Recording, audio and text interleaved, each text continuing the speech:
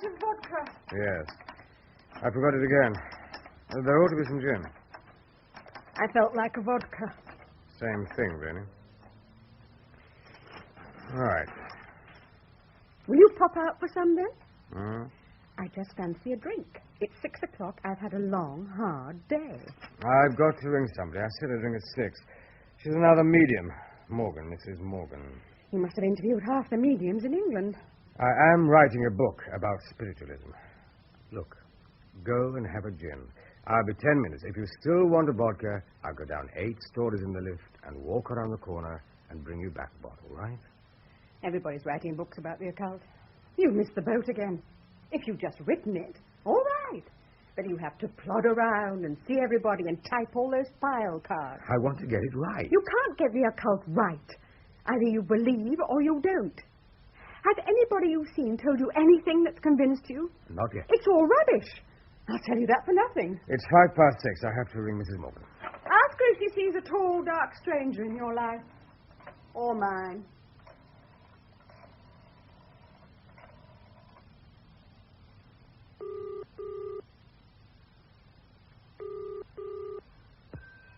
Hello? Mrs. Morgan? Yes? Oh, hello. My name is Kirk, Walter Kirk. I tried to ring you earlier. There's sickness in the house, dear. Oh, is this a bad time to call?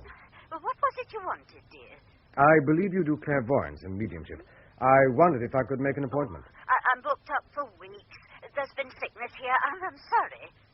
Couldn't you fit me in just for half an hour? Well, I don't have the strength to help as many clients as I'd like. It isn't easy. It involves the body and then the soul, Mr. Kirk, Walter Kirk. Yes.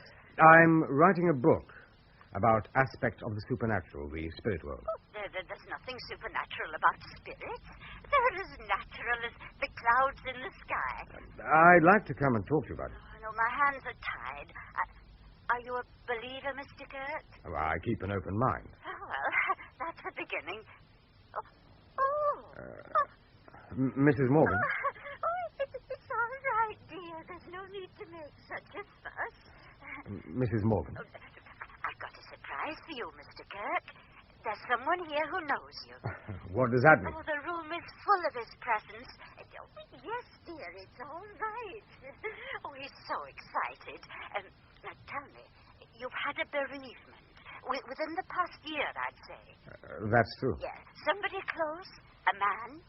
Yes. No, not an elderly man. Somebody in his prime. He crossed over with tears on his face. But he's happy now. He wants you to know he's happy. Oh, yes. An open mind, Mr. Kirk. No, who was it you lost? Was it a brother? He was killed in a car accident. It was in the papers. Brother of writer killed on motorway. Oh, and you think I read it in the newspaper? He's actually laughing, Mr. Kirk. He's trying to say something. D, he's saying D, over and over, D. I hear you. It carries significance. His name was David. Ah. We called him D. And there's music. Great waves of music. I can hear the music of an orchestra. Do you know why that should be? He played in an orchestra. Does that satisfy you? My feelings are immaterial. I am only the channel through which forces pass. And there are powerful forces here tonight, Mr. Kirk. What else can you tell me? There's a name he's trying to speak. It begins with a greed. He's saying greed. There must be some significance. Yes. Well, Mrs. Morgan, I'd very much like to come and see you. Perhaps. He's anxious, too, your brother. Concerning you, I think. There's a darkness.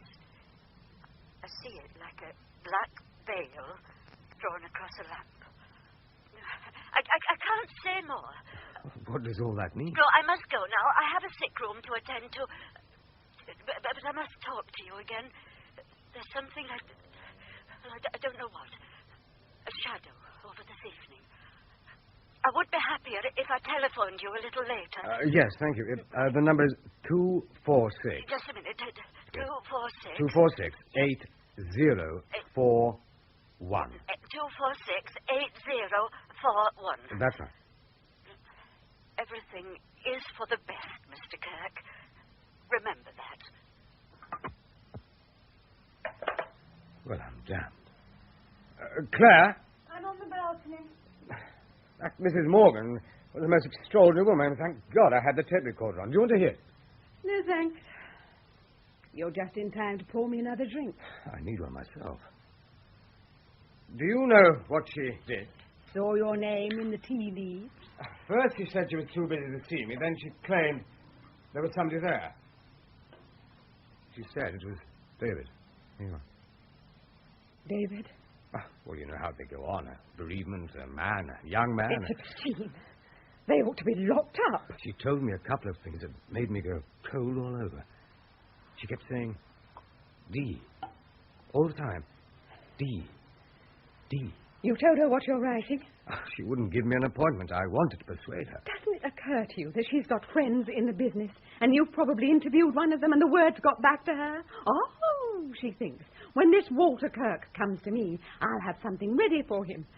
These people aren't fools. It wouldn't be easy finding out that in the family we call him D. They call him David everywhere else. She'd have needed to hire a private detective. All right, it's possible. But in research, look for the simple solution. So you always say. Oh, it's given me a new perspective. It could shift the whole emphasis of the book. 104 telling you she's seen a ghost. You believe anything. That's a function of chance, innocence, tranquility, the unconscious. I don't pretend to know. And here it was, suddenly at 6 o'clock in the evening. I am getting vibrations, Mr. Kirk. Something is trying to get through from an astral plane. I see purple lights and cosmic auras. I hear music. Your brother was a musical man. Very clever. You were listening on the extension. Of course I wasn't. But it's obvious. She could easily find out that David was a musician. Don't you see how easy it is to fool people? Would it be easy to find out who his favorite composer was? I don't know. And I don't care much. I find the whole subject painfully nasty. Lee was your brother. He's dead. Don't turn him into a piece of research. She knew his favorite composer was Grieg. Did she? You're sure it was Grieg? Well, I've heard him mention it when he was younger. But you aren't musical, are you? So what? Grieg wasn't his favorite composer, as you put it. Lee's taste had changed a lot. Grieg was a phase he went through years ago. You happen to remember because you aren't interested in music. I don't even know you're interested in D. If there was one composer he particularly cared for, it was Hindemith. Don't you see what was happening? I thought it. Never mind who it was, really. It could have been Wagner, Gershwin, or the man who wrote Rock of Ages. But Grieg was a name I had in my head. If she'd have said to me, who was your brother's favorite composer, I would have answered Grieg. She was doing it by some kind of telepathy. Very likely. It's a simple solution.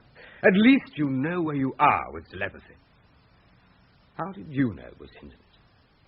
He told me. Are you ready for another? You aren't any more interested in music than I am. I mean, I can't see you sitting down and discussing composers of D. It came up in conversation. I wouldn't be surprised if you invented the whole thing. Why should I bother? Hindemith was the first name that came into your head. I don't suppose you've ever discussed it with D in your life. Anything to make me look silly. Believe it if you want to. All right, then. Where and when did you and he talk about it? Is this another research project? Object. To discover the precise date on which David Kirk revealed his predilection for the composer Hindemith. Was it in the morning? Was it in the evening of the second day with the cost of living index up? Was he whistling a Hindemith tune at the time? Was he playing Hindemith on his oboe? It's a big subject. You'd better type a new file card. What are you getting so upset about? You and your pact. I asked a simple question. No such thing. There are simple questions and simple answers. Either he told you or he didn't. You don't own him. D was a lovely man who shared his life with people who loved him. Are you saying I didn't? I'm not saying anything. He was your brother. And he's dead. We used to see him, once a month? He'd come round for lunch on Sunday, then a walk in Richmond Park, or sit and read the papers, just the three of us.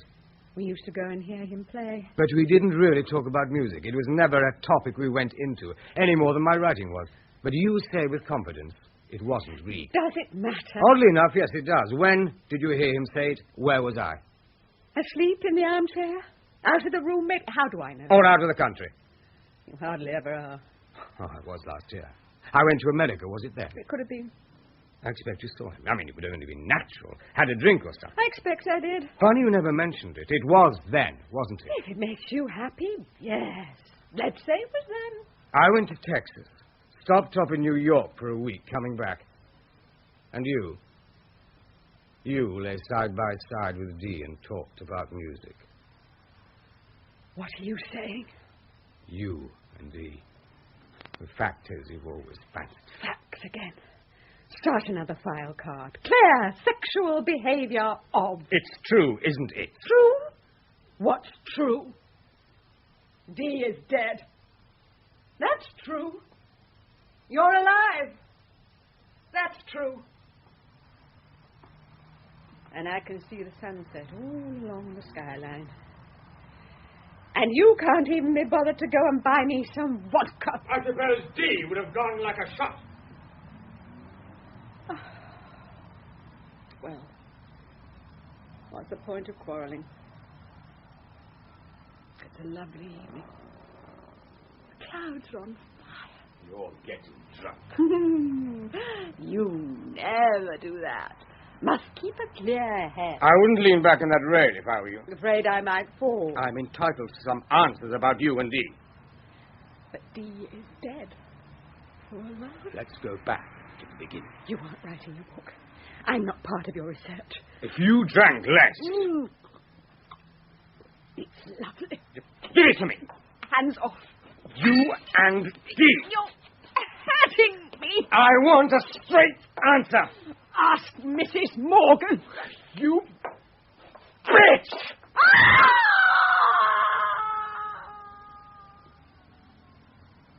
Oh, God.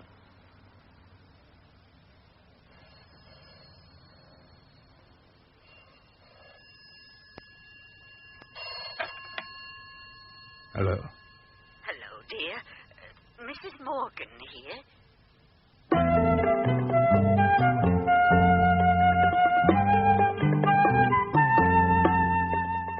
In Research Project by Paul Ferris, you heard Judy Parfitt as Claire, Keith Buckley as Walter, and Catherine Parr as Mrs. Morgan. The play was directed by Christopher Venning.